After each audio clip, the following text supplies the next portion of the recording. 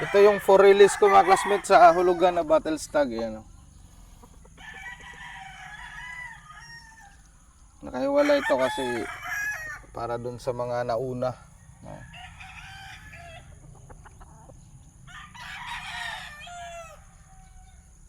Tapos asan pa yan?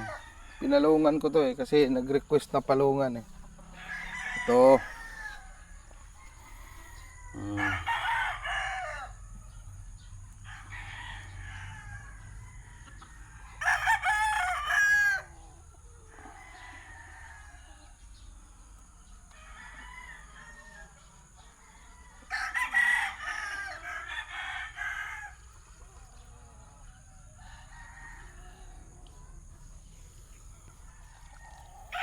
Ito hindi kasama yan.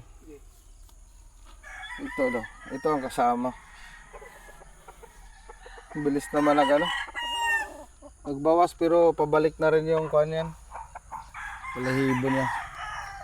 Pero kasama to sa release mga classmates. Abnormal yung Sunod-sunod ba naman na bagyo. Mas init. Ganda sana talaga to. Pero pwede pa yan kung ilaban. Pero depende. Kasi choice ng buyer yan. Kung palugunin niya o ano. Saan pa ba? Ito. Yan.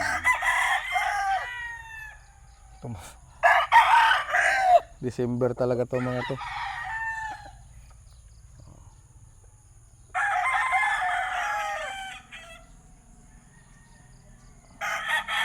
Bakit ganak ba? Inom ka doon, inom ka. Inom ka vitamins, dali.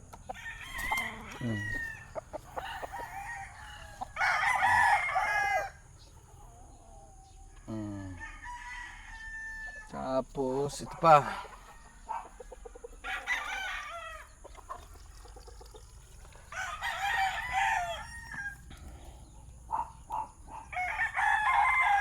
Lapad nito Hindi ko na pupurgahin to. Pupurgahin ko sana to Kaso napakain man. So sakto na lang kasi babiyahin naman sila mga classmates. Pagkadating, ligo, purga na.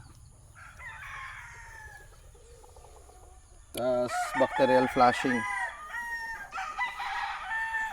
Ito pa.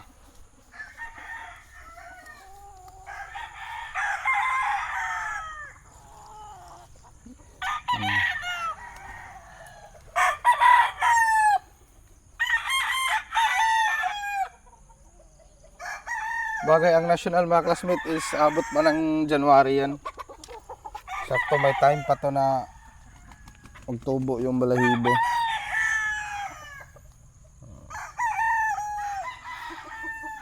Istagan pa rin.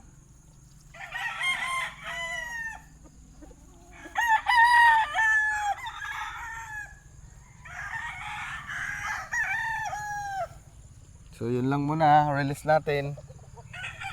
No? Yung kay classmate Elson Gali, dalawang battle stag din yon.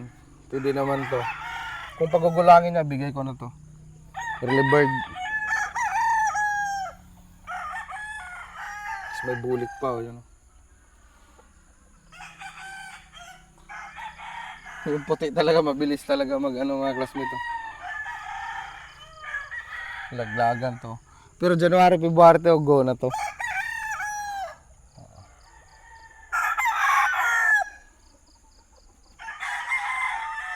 O kahit March, sa Bulstaga na lang. Pwede naman.